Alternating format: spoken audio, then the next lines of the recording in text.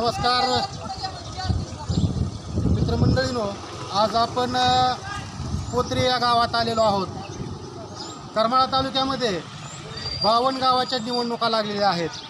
या 52 गावाच्या निवडणुकीमध्ये पोत्री गावातील एक निवडणूक ही एक प्रतिष्ठेची आणि करमाळा तालुक्याला प्रत्येक वेळेस एक कलाटणी देणारी निवडणूक असते. तर आज अशाच एका निवडणुकीच्या संदर्भात इथल्या लोकांची प्रतिक्रिया काय आहे, इथल्या लोकांचा या गावामध्ये किती प्रमाणात विकास झालेला आहे, इथले सर्वच बाबतीत काय लोकांच्या प्रतिक्रिया आहेत हे जाणून घेण्यासाठी आज आपण या ठिकाणी आलेलो आहोत. तर जाणून घेऊ इथल्या लोकांच्या काय प्रतिक्रिया आहेत.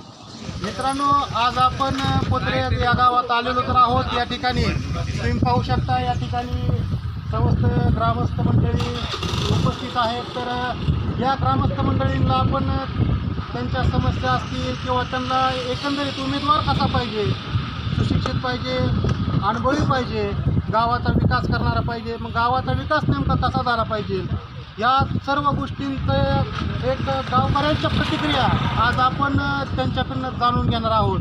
तर चला तर सुरुवात करूया. जो आपला विशेष कार्यक्रम आहे माझं मत माझी निवडणूक, या कार्यक्रमातून या लोकांच्या प्रतिक्रिया जाणून घेण्याचा प्रयत्न करूया.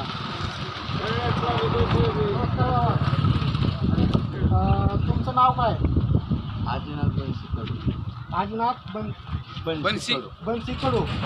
बरं, तुम्हाला आता या गावामध्ये नेमका काय विकास कशा प्रकारचा झालेला आहे?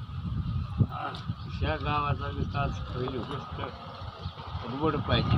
बरं, हां.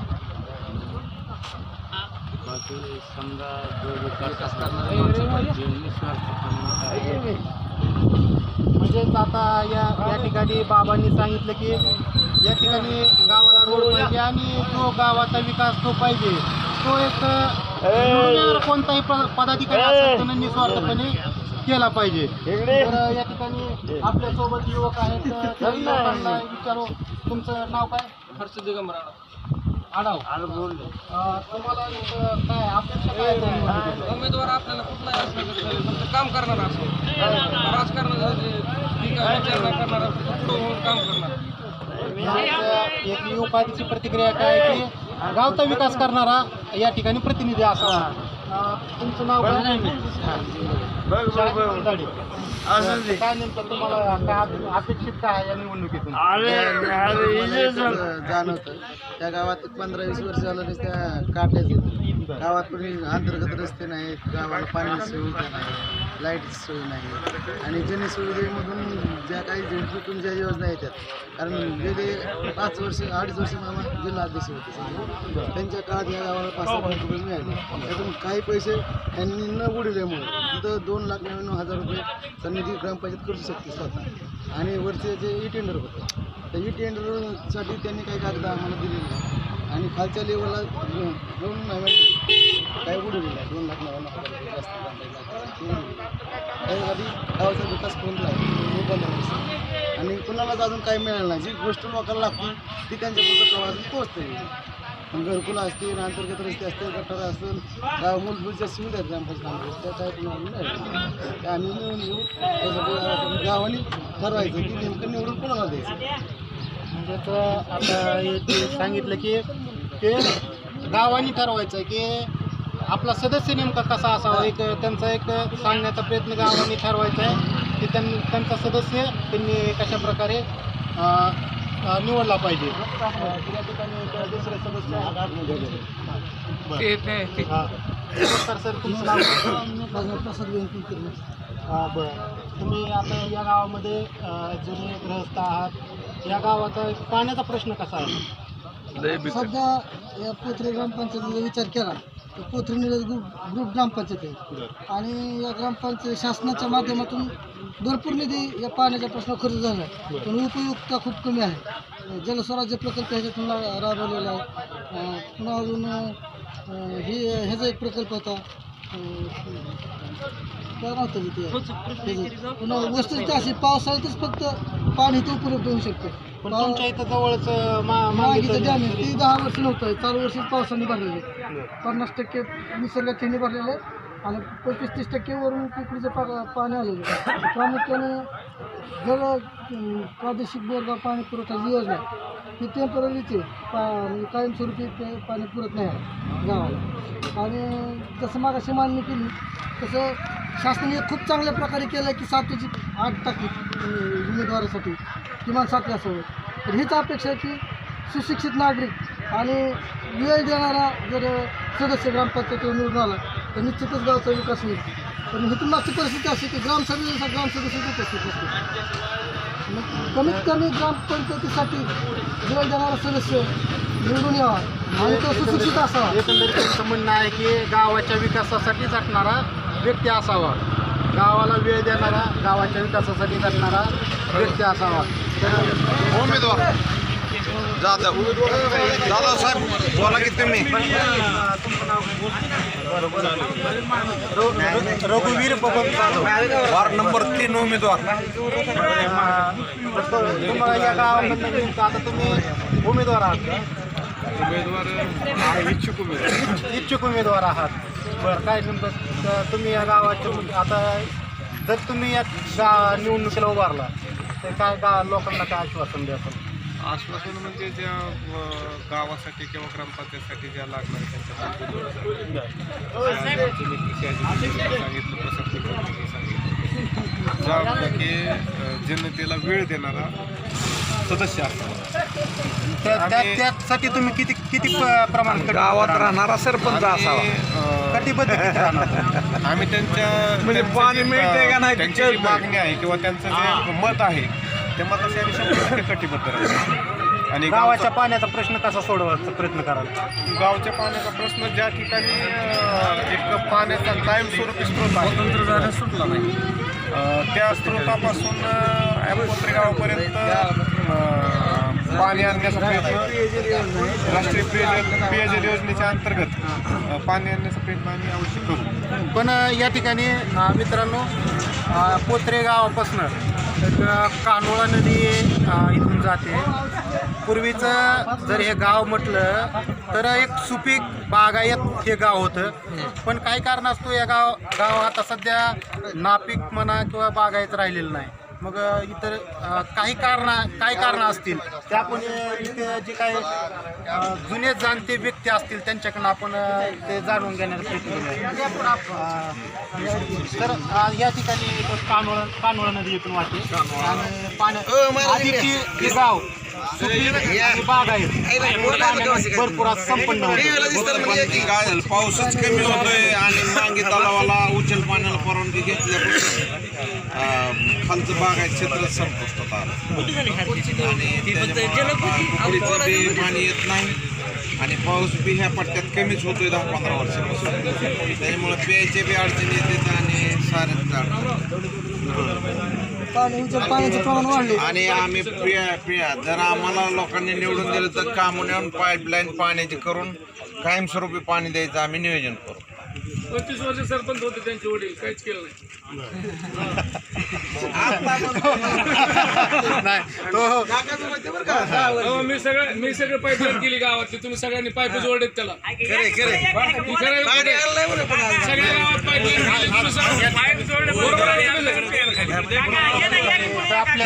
आपल्या प्रत्येक जुने ग्रामपंचायतीचे सदस्य होते, सरपंच होते, तर त्यांची काय याविषयी सर्व काय प्रतिक्रिया आहे ते जाणून घेऊया. नमस्कार सर, तुमचं नाव काय? सोपान काका शिंदे. सोपान काका शिंदे हे गावचे सरपंच होते. तर त्यांच्याकडनं या सर्वच बाबतीत काय प्रतिक्रिया आहे ते जाणून घेऊया. तर शिंदे साहेब, तर आत्ताच लोकांनी गावाला वेळ देणारा, परत पाण्याविषयीचा असेल प्रश्न किंवा रस्त्याविषयी, ह्या 3 एक मूलभूत गरजा असल्यासारख्या आहेत. त्याविषयी लोकांनी समस्या मांडल्या, तर त्याविषयी तुम्ही काय सांगा? नाही, सगळ्यांची समस्या सोडवलेलं पहिलं, कोणाची अडचण नाही. आता काय करतात लोक, समजा ही पाईपलाईन इकडे चालली खाली तर मध्येच होल पाडतात त्याला, खालच्या लोकांना पाणी जात नाही, त्याला त्यांची सुद्धा जबाबदारी आहे ना तेवढी. म्हणजे लोकांची ही म्हणजे त्यांनी समजा पाईपलाईन इथनं नेली, त्या माणसांना पाणी जात नाही तर मी होल पाडलं तर त्याला नळ बसवला पाहिजे, ती व्यवस्थित त्यांच्यापर्यंत गेली पाहिजे. सगळ्या सुविधा आहेत, सगळ्या सुविधा गावाला भरपूर आहेत.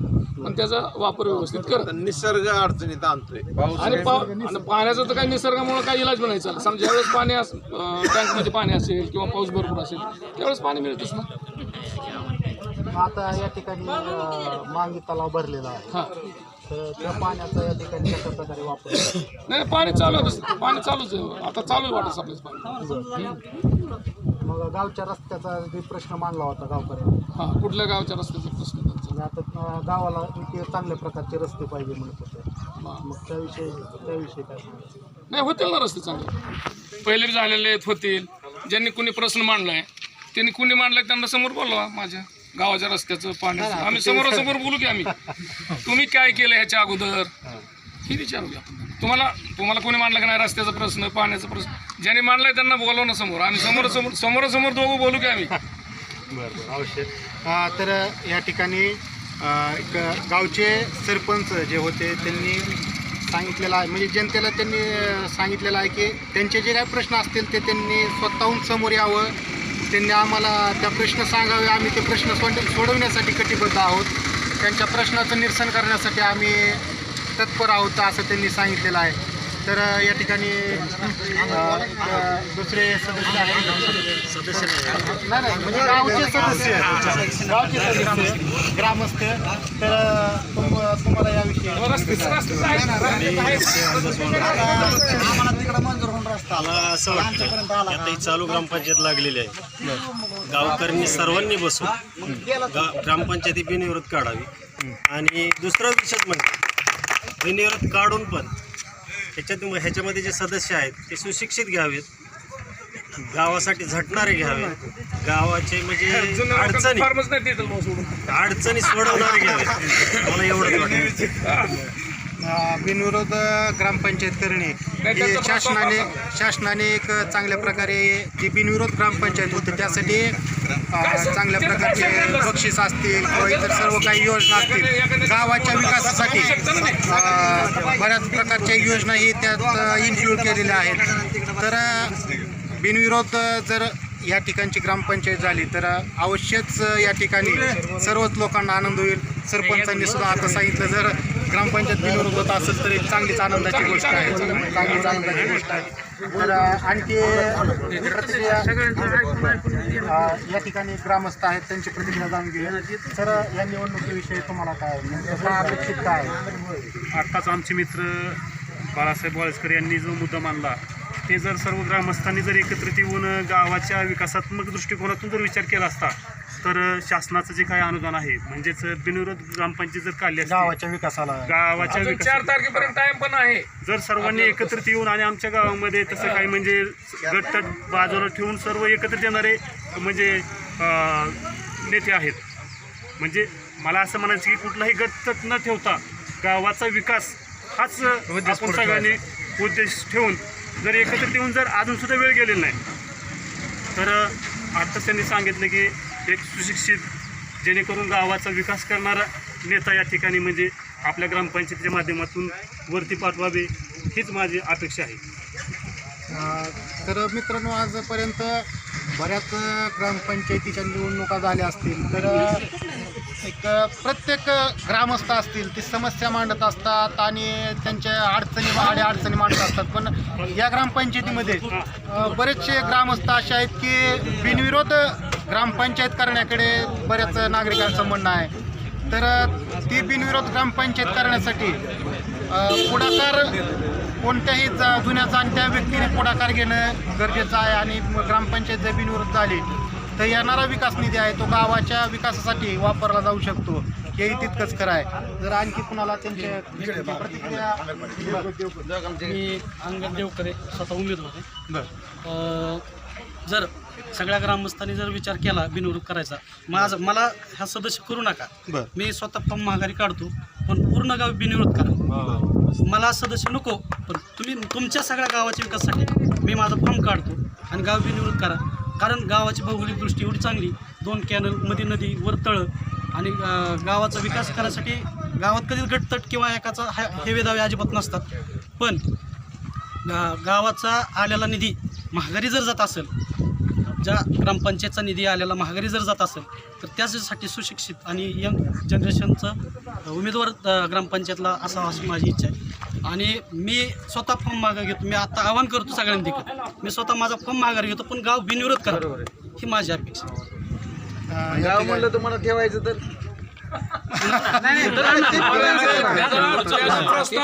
त्याचा मुद्दा महत्वाचा आहे. पण गाव हे बी सुशिक्षित आहे ना. शिंदे साहेब आहेत. शिंदे साहेब आहेत. शिंदे साहेबांची याविषयी प्रतिक्रिया जाणून घेऊ.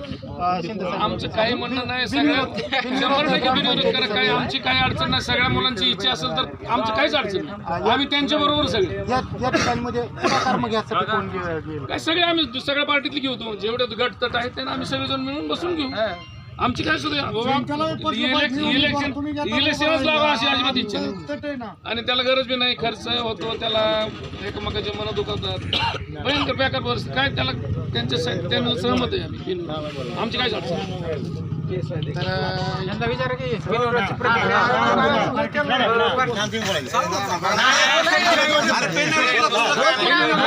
ग्रामपंचायत विरोध करण्यासाठी बरेच ग्रामस्थ उत्सुक आहेत. आणि आता स्वतःच एक उमेदवार होते, त्यांनी सांगितलं की जर ग्रामपंचायत बिनविरोध होत असेल तर मी माझा उमेदवारी अर्ज मागे घेण्यासाठी तयार आहे. आमच्या पूर्ण पार्टी तयारी आहे बिनविरोध काढण्याची. आमची नाही काय.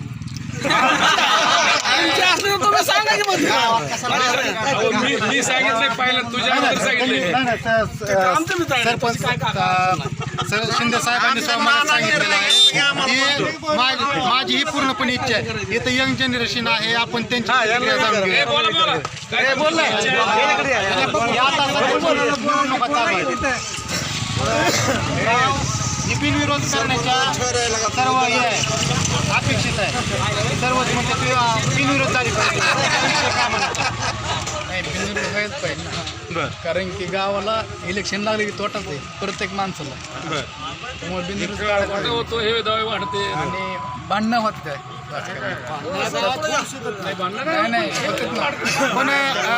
पण या ठिकाणी एक पोत्रे गावाचा इतिहास पाहिला तर या गावामध्ये ग्रामपंचायतीपुरतं निवडणुकांपुरतं एक हेवे दावे चालतात, पण निवडणुका झाल्या की परत सर्वच एकत्र येतात. मग बिनविरोध झाल्यानंतर त्याविषयी बिनविरोध जर झाली तर मग या ठिकाणचं वातावरण कशा प्रकारचं असेल? सगळे आनंद करतात ना. पहिले जीवन भांडणं करतात कसं वाटतं सगळ्यात गाळे कसे येतं प्रत्येक गाळा बंद आहे. हा बिनविरोध निघाला ना प्रत्येक गाळा पलीकडे आणखी निकास त्या गाड्यांचा पलीकडे. तर या ठिकाणी आता बरेच ग्रामस्थांचं म्हणणं आहे की ग्रामपंचायत ही बिनविरोध झाली पाहिजे. तर या ठिकाणी पाहणं हे आवश्यकता असेल की बिनविरोध ग्रामपंचायत करण्यासाठी पुढाकार कोण घेते. तर त्या ठिकाणी एक दुसरे ग्रामस्थ आहेत, सदस्य आहेत. तर ग्रामपंचायत बिनविरोध होण्यासाठी त्यांचं काय म्हणणं आहे? सर, आता बरेच ग्रामस्थ त्यांनी आणि सर्वांनीच प्रतिक्रिया दिली की ग्रामपंचायत बिनविरोध करण्यासाठी आमचा सर्वांचाच पुढाकार आहे. आणि एक उमेदवार होते, त्यांनी तर सांगितलं की मी माझा उमेदवारी अर्ज मागे घेण्यासाठी तयार आहे. तर तुमचं याविषयी काय म्हणणं? नमस्कार, मी धनंजय जिंजाडे. मी प्रभाग क्रमांक 4 मधून उमेदवारी अर्ज दाखल केलेला आहे. ग्रामपंचायत बिनविरोध होण्यासाठी माझी कुठलीही हरकत नाही आणि मला बिनविरोध काढलेली माझी 100% माझी शाश्वत आहे. कारण गावात माझं तसं काम पण आहे आणि इम्पॉसिबल इज पॉसिबल करण्यासाठी मी सक्षम आहे. आणि गावाच्या दृष्टीने मी जे काही करणार आहे ते पण माझ्या दृष्टीने एक महत्त्वाचा विषय आहे. आणि सर्व गावकऱ्यांना माहीत आहे की मी एक कुठल्या कॅटेगरीचा उमेदवार आहे. त्यामुळं ग्रामपंचायत बिनविरोध करण्यास काही हरकत नाही असं माझं वैयक्तिक मत आहे. परंतु ज्येष्ठ जे जुने पुढारी ओल्ड पुढारी त्याच्यामध्ये बिनविरोध करण्यास थोडासा अडथळा आणतात हे चांगलं मला माहिती आहे. आणि गाव या दृष्टीने बिनविरोध होणार नाही हे पण ह्याची पण गॅरंटी देतो. पण झालं तर बऱ्यापैकी शक्य आनंदाची गोष्ट आहे. आणि त्यासाठी मी माझा वाढीव भरीव निधी मी माझ्या ग्रामपंचायतीत देऊ शकतो असं मी कॅपेबल माणूस आहे अशी माझी प्रतिक्रिया आहे. धन्यवाद. आता त्यांनी मत कशा सांगितलं की एक राजकारण आहे गावामध्ये आणि त्या राजकारणातनं त्यांनी शक्यता सांगितली की गावचं बिनविरोध होण्याची शक्यता थोडी कमी असेल. पण झाली तर आनंदाची गोष्ट आहे. दुसरे ग्रामस्थ आहेत.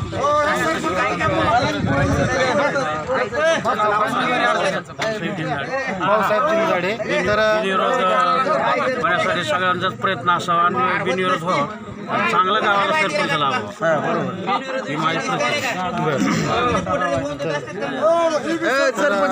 ही माझी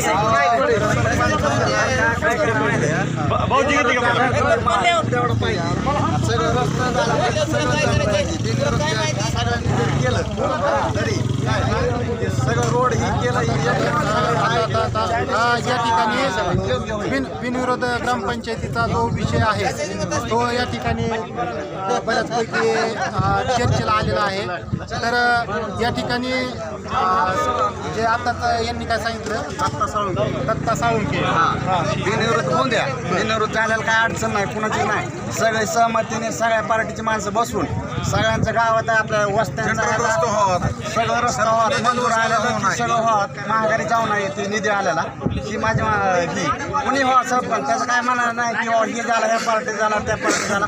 ज्या पार्टीचं होईल त्यांनी पण काम केलं पाहिजे, सगळं रस्ता केलं पाहिजे. तर जे रस्ता मंजूर आलाय ते रस्ता क्लिअरच झाला पाहिजे, नाही तर तिकडला रस्ता आला इकडं न्यायला तसं काय झालं नाही पाहिजे.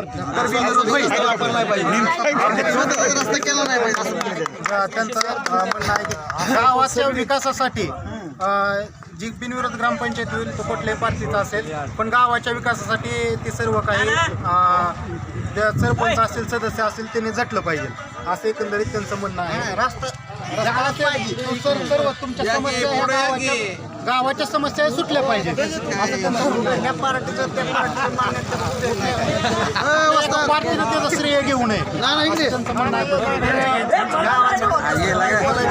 नाव सांग की तुझं नाव सांग या ठिकाणी युवक आहेत त्यांची आपण प्रतिक्रिया जाणून घेऊया.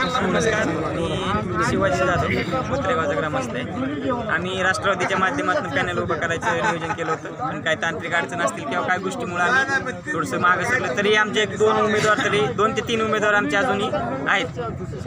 आम्हाला जर संधी दिली तर आम्ही नक्कीच गावात सर्वात अगोदर महिलांसाठी संडास बाथरूमची सुविधा करणार आहेत. दुसरी गोष्ट गावातील रस्ते, गावाला स्वच्छ पाणी, या 3 गोष्टी आम्ही गावासाठी देणार आहेत. तरी आम्हाला ग्रामस्थांनी आत्ता येणाऱ्या इलेक्शनमध्ये आमच्या पॅनलला किंवा आम्हाला सहकार्य करून मदत करावी. आम्ही आमचं पॅनल आल्यानंतर किंवा आम्हाला ज्यावेळेस आम्ही त्या सिस्टीममध्ये येतो त्यावेळेस आम्ही ह्या गोष्टी सगळ्या करणार आहेत. दुसरी गोष्ट अशी, जर गाव जर बिनविरोध निघत असेल तर आमदार साहेबांचं काय असेल ते निधी, नंतर अजून शासनाचा काय निधी, हा सगळ्या निधीचा जर हिशोब जर केला तर जवळपास 40 लाखाच्या आसपास निधी येणार आहे. आणि पहिले काय असतील ती तर एवढ्या 40 लाखाच्या निधीमधून गावात 13 जणांची बॉडी 39 3 लाख रुपये एका उमेदवाराला खर्च मिळणार. जर एका वार्डात जर 3 उमेदवार जर असतील तर त्या वार्डात 3 उमेदवार 3 लाख रुपये 9 लाख रुपये एक उमेदवार खर्च करू शकतो. मग त्याच्यात मोठं काम असेल, रस्ता, लाईट, पाणी काही होऊ शकतं 9 लाखात. प्रत्येक वार्डात जर सगळ्या गावांनी जर विचार जर केला आणि जर गाव जर बिनविरोध जर निघलं तर एवढा निधी प्रत्येक वार्डासाठी एका वार्डात एका उमेदवार 3 लाख रुपये म्हणजे 2 जर उमेदवार असतील 6 लाख रुपयात त्या वार्डाचं परफेक्ट नियोजन करता येणार आहे. आणि ती नंतर ग्रामपंचायत निधी येणारा वेगळा असेल. ह्या गोष्टी जर लोकांनी जर डोक्यात जर घेऊन जर केलं 100% गावाचा विकास होणार आहे. तर सगळ्यांनी त्या गोष्टीसाठी सहकार्य करावं बिनविरोध निघण्यासाठी. धन्यवाद. ह्या बोलण्याला माझा अनुमोदन आहे. ही काय करणार आहे सांगा की नुसतं. जुने व्यक्ती असतील, परत तरुण पिढी असेल, या ठिकाणी होऊन गेलेले शिंदे साहेब सरपंच होते, उमेदवार असतील, या प्रत्येकानेच त्यांचं मत मांडलं आहे की बिनविरोध ग्रामपंचायत प्रत्येकांचं त्याला सहकार्य असेल तर एवढंच मला नाही तरुण कार्यकर्ते आहेत त्यांची आपण राष्ट्रवादीच्या पदाधिकारी ग्रामपंचायत जर बिनविरोध झाली तर गावाचा दोन्ही बाजूने विकास होणार आहे. पहिली गोष्ट म्हणजे गावाचे कलह होतील, ती कलह असतील, पाण्यापासून वाचतील. दुसरी गोष्ट शासनाचा वाढीव निधी मिळेल. आणि सगळ्यात महत्त्वाची गोष्ट सांगतो, जरी पदाधिकारी म्हणजे निवडून आले सदस्य म्हणून तरी आपण वर राज्यात सरकार आपलं आहे, त्याच्यामुळे जेवढा निधी जास्त आणता येईल तेवढा निवडणुकीनंतर मी जास्त निधी गावासाठी आणण्याचा प्रयत्न तर आता गावाचा प्रश्न आणि गावाच्या समस्या ह्या बऱ्याच आहेत असं वाटत नाही. पण गावाची एक महत्त्वाची समस्या आहे आणि गावाची एक महत्त्वाची समस्या म्हणजेच गाव बिनविरोध होणे, गावाची निवडणूक बिनविरोध होणे आणि बिनविरोध झाल्यानंतर जो गावाचा निधी असेल आणि गावाला जी काही आमदार फंडातून असेल किंवा शासनाचा जो निधी असेल आणि जो आता सध्या ग्रामपंचायतीकडे शिल्लक राहिलेला जो काही निधी असेल आताच लोकांनी सांगितलं तो सर्व काही गावाच्या विकासासाठी वापरला जावा असं एक सर्वांचंच म्हणणं आहे. मग आता एक पाहणं हे औत्सुक्याचं असणार आहे की कोत्रे ग्रामपंचायत या ठिकाणी सर्वच युवक ग्रामस्थ असतील, तरुण असतील किंवा या ठिकाणचे जे वयोवृद्ध मंडळी असतील यांचं सर्वांचं म्हणणं आहे की ग्रामपंचायत ही बिनविरोध झाली पाहिजे. तर आता बिनविरोध कारण की समस्या एवढीच आहे की बिनविरोध करण्यासाठी कोण पुढाकार घेणार. तर पुढाकार घेणारा व्यक्ती हा आता या गावामध्ये तो या ठिकाणी ह्या राजकारणाचा खरा दुवा ठरणार आहे. या ठिकाणी ह्या गावाच्या ग्रामपंचायतीमधला खरा दुवा ठरणार आहे. तर आणि आता तुमचे ह्या सर्वच आताचे काय सर्व चर्चा झाली त्या चर्चेविषयी तुमचं काय म्हणणं? बोला. चर्चेविषयी असं आहे की गाव बिनविरोध होत नाही. बरं. महत्वाची गोष्ट, गाव जर बिनविरोध झालं तर येणारा निधी ही गावासाठी वापरता येईल. गावातील मूलभूत गरजा ह्या संपूर्ण मिटतील. गावाचे 3च गोष्टी महत्वाच्या किंवा रस्ते, लाईट, पाणी ह्या गोष्टी महत्वाच्या. आणि आजपासून आमच्या कोत्रे गावापासून 3 किलोमीटर अंतर मांगी तलाव आहे. आजपर्यंत जे आमदार खासदार जे निवडून येतात त्यांनी आजपर्यंत मांगीत अख्ख्या महाराष्ट्रातले तळे भरतात, पण मांगी तलाव असा आहे एकमेव ते धरण फक्त निसर्गावरच भरलं जातं आणि ते सुद्धा पाणी सोडायला आज ज्वारीचा सीजन चाललेला आहे, ऊसाची लागवड चाललेली आहे. आज पाण्याचा प्रश्न जेमतेम पाऊस झालेला आहे, पाण्याचा प्रश्न अजून बी आहे. तरी कॅनेलचं काम करायचं सोडून गावातली पोटारी हे आज राजकारण करतात. तर मला असं वाटतं की गट तट सोडून अगोदर शेतकऱ्यांचे जे 11 वर्षातनं मांगी तलाव भरलेला आहे, 13 वर्षातनं मांगी तलाव भरलेला आहे. मग ज्वारीच्यासाठी आता पाणी पाहिजेत ना, तर ती सुद्धा पाणी सोडत नाहीत. अजून कॅनेलचं कामं झालेली नाहीत आणि ते बाकीचे सोडून तर गावात राजकारण चाललेलं आहे. तर मला वाटत नाही गाव बिनविरोध होईल, शेतकऱ्यांचे प्रश्न सुटतील आणि गावाचा विकास होईल. तर मला वाटतं अगोदर शेतकऱ्यांचा प्रश्न सोडवला पाहिजे आणि जे म्हणतात ना गाव बिनविरोध झाल्यानंतर निधी भेटेल, तर गाव बिनविरोध तो होच ही अपेक्षा आहे. गाव बिनविरोध झाल्यानंतर गावाचा विकास होईल, गावाचे मूलभूत प्रश्न सुटतील आणि समजात महत्त्वाचा आम्हाला प्रश्न म्हणजे पाण्याचाच आहे. 2च प्रश्न, पाणी आणि रस्ते व्हावा हीच माझी अपेक्षा आहे. तर हा त्यांनी चांगल्या प्रकारचा मुद्दा गावाचा जो मूलभूत प्रश्न आहे पाणी रस्ते ह्या सर्व गोष्टी भेटल्या पाहिजेत. गाव बिनविरोध झालं तर अत्यानंद आहे, पण परत फिरून तोच प्रश्न येतो की गाव बिनविरोध करण्यासाठी पुढाकार घेणार कोण किंवा त्यासाठी सध्या धडपड करणार कोण. मला एवढंच म्हणायचं, माझं नाव गणेश दत्तात्रय वाळुंजकर. मला एवढंच म्हणायचं की लोकांची इच्छा आहे की गाव बिनविरोधी करावं, पण जे काय ज्येष्ठ पुढारी आहे त्यांची इच्छा अशी नाही की गाव बिनविरोध व्हावा आणि आलेला शासनाचा निधी त्या गावाला मिळावा म्हणून. तरी माझं एवढंच मत आहे की ज्येष्ठ व्यक्ती आहेत गावातील त्यांनी बसून ही गाव कसं बिनविरोध व्हावं त्यांनी बसून ही विचार करावा की गाव बिनविरोध होऊन जो शासनाचा निधी आहे किंवा जो आमदार फंडातून निधी आहे तो गावासाठी कसा येईल आणि गावाचा जास्तीत जास्त कसा विकास होईल ही बघण्याच्या दृष्टीने ज्येष्ठ नेत्यांनी पुढाकार घ्यावा हीच माझी गावातर्फे इच्छा आहे. पुढाकार घ्यावा असं तुमचं म्हणणं प्रश्न विचारा